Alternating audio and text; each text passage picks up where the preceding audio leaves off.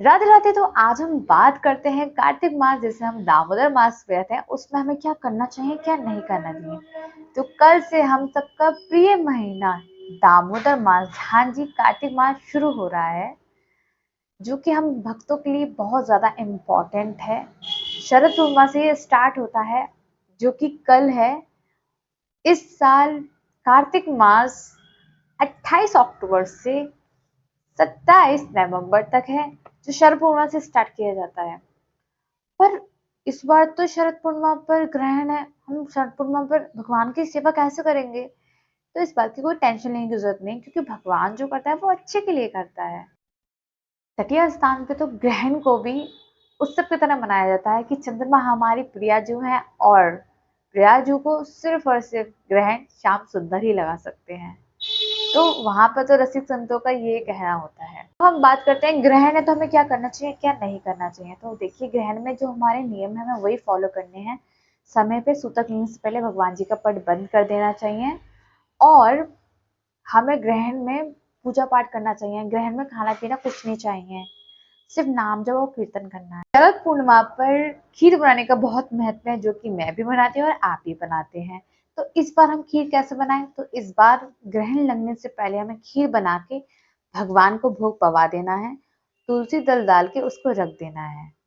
उसके बाद जब ग्रहण समाप्त हो जाएगा, उसके बाद आप जब शुद्ध हो जाएंगे, उसके बाद आप उस भोग को पा सकते हैं। जी हाँ। अब हम बात करते हैं कि हमें कार्तिक मास में क्या करना है क्या नहीं करना है। तो सबसे पहले तो आप ये सोचिए कि हम दामोदर महीना क्यों कहते हैं इसे। तो इसी महीने भगवान श्री कृष्ण ने दामोदर लीला कही थी, जो हम सब जानते हैं कि माँ यशोदा ने अपने प्रेम के बंधन से, यानी कि दाम से भगवान श्री कृष्ण को बांधा, जिसे हम रस्सी कहते हैं, ओखली से बांध दिया था। तो इसलिए उस दिन दामोदर लीला भी कहा जाता है। आप सोचिए, जिसे कोई नहीं बांध सकता, माँ यशोदा के एक प्रेम ने उन्हें बांध दिया। महीना इसलिए भी बहुत ज्यादा इम्पोर्टेंट है, क्योंकि इस महीने बहुत सारे त्योहार आते हैं एकदम, जैसे बम्पर ऑफर होता है ना, जैसे अमेजोन के फेस्टिवल सेल में आते हैं, ऐसे ही यहाँ पर भी खूब सारे हम भक्तों के लिए बहुत सारे ऑफर्स आते हैं। लाइक दामोदर लीला इसमें हुई है, महारास इसमें हुआ है, गोपालाष्टमी है, दिवाली है, और देवोत्थान एकादशी है। तो काफी सारे हम लोगों के फेस्टिवल हैं। तो अब हम बात कर लेते हैं कि हमें क्या करना चाहिए कार्तिक मास में और क्या नहीं करना है। सबसे पहले तो ब्रह्म मुहूर्त में उठना है, जो कि बहुत ज्यादा मुश्किल है, लेकिन हम फिर भी कर सकते हैं। हम प्रियाजू के लिए हमें उन्हें रिझाना है, क्योंकि ये सबसे ज्यादा प्रिय महीना हमारी राधा रानी का है। जिस तरीके से पुरुषोत्तम मास श्री कृष्ण को प्रिय है, उस तरीके से दामोदर मास कार्तिक मास श्री राधा रानी को बहुत ज्यादा प्रिय है। तो हम अपनी प्रियाजू के लिए इतना तो कर ही सकते हैं ना। तो हमें ब्रह्म मुहूर्त में उठना है।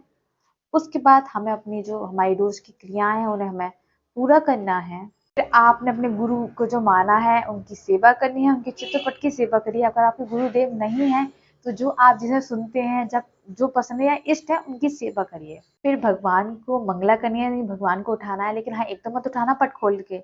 उन्हें भजन सुनाना या पद गाना।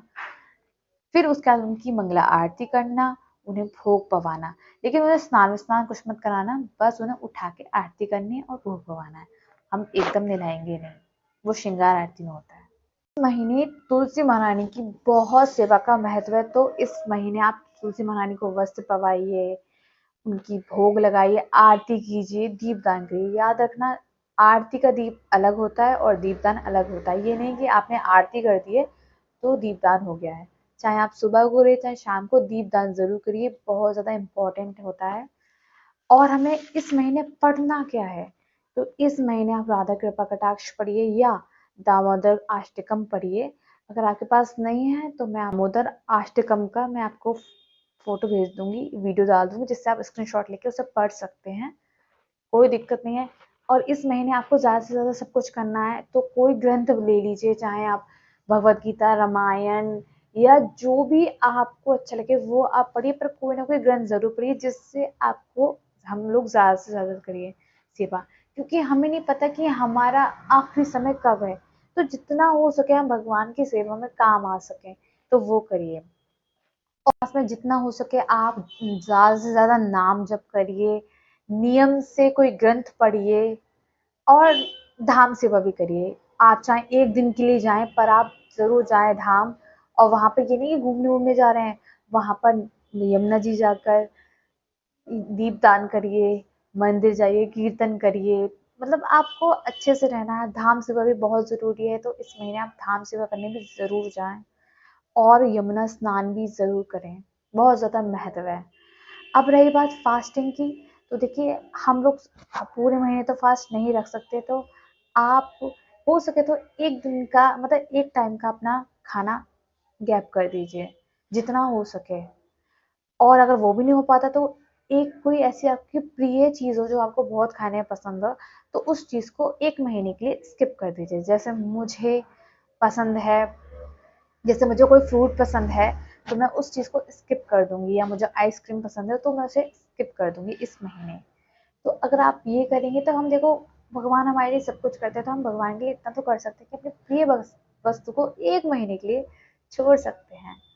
तो जितना हो सके इस महीने आप ज़्यादा से ज़्यादा करिए, और आप हमेशा खुश रहें। राधे राधे, श्री हरिदास। आई होप आप समझ गए हो कि मैं क्या कहना चाहती हूँ। राधे राधे।